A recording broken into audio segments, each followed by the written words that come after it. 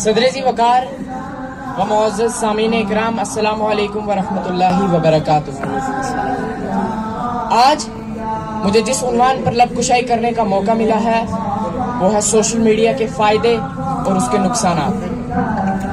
اس میں کوئی شک نہیں کہ سوشل میڈیا اس وقت دنیا کی سب سے بڑی طاقت ہے اور ہر کام سوشل میڈیا کے ذریعے کیا جا رہا ہے۔ پڑھائی سے لے کر جاب تک ہر کام میں سوشل میڈیا معاون ثابت ہوا ہے۔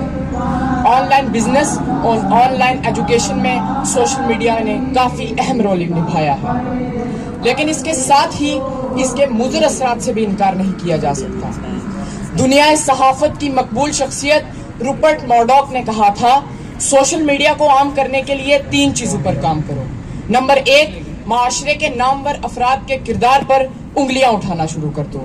نمبر 2، اس قدر جنسی آزادی کی صورتحال پیدا کر دو کہ کوئی جگہ باقی نہ رہے۔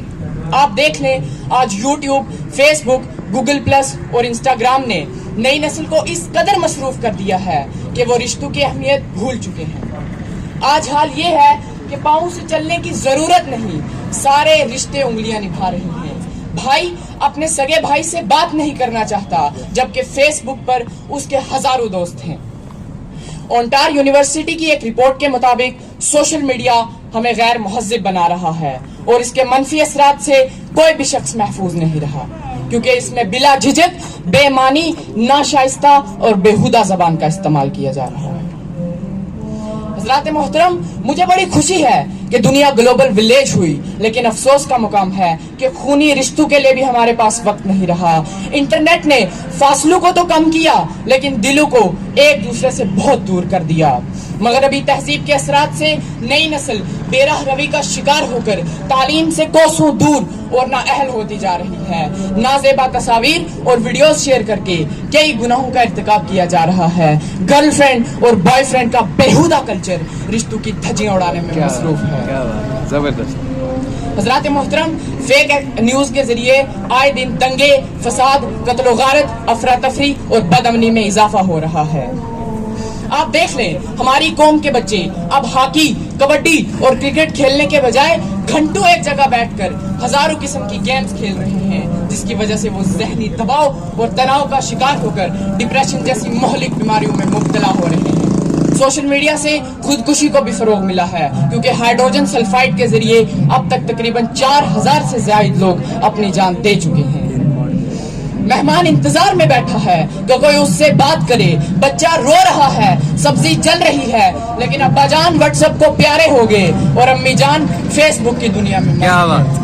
کھانے کی میز پر ایک ساتھ بیٹھے 4 آدمی دور بیٹھے دوستوں سے تعلق جوڑنے میں مصروف ہیں، لیکن قریبی تعلق ٹوٹ رہا ہے۔ خدا را مجھے بتائیے، یہ ایک المیہ نہیں تو کیا ہے؟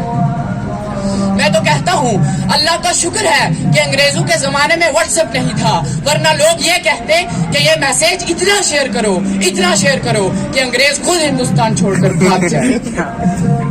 حضرات محترم، یاد رکھیے، جسمانی تھکان سے جلد آرام مل سکتا ہے، لیکن ذہنی تھکان سے جلد آرام نہیں ملتا، اور سوشل میڈیا ہمیں ذہنی دباؤ اور تناؤ کا شکار کرتا ہے، جس کی وجہ سے ہم ڈپریشن جیسی بیماریوں میں مبتلا ہو کر اپنی زندگی سے ہاتھ دھو بیٹھتے ہیں۔ لہٰذا جتنا کم سے کم ہو سکے اتنا سوشل میڈیا کا استعمال کیا جائے، تاکہ بے شمار سماجی، طبی اور نفسیاتی مسائل سے بچا جا سکے۔ آخر میں ان خوبصورت 4 مصروں سے اپنی بات ختم کروں گا کہ راز کھل جائے گا، رسوا ہوں گے۔ راز کھل جائے گا، رسوا ہوں گے، اب نہ ملنا کبھی بھی رستے میں۔ راز کھل جائے گا، رسوا ہوں گے، اب نہ ملنا کبھی رستے میں۔ جب بھی چاہو گے بات کر لیں گے، جب بھی چاہو گے بات کر لیں گے۔ اب موبائل ہے میرے بستے میں، اب موبائل ہے میرے بستے میں۔ شکریہ، والسلام۔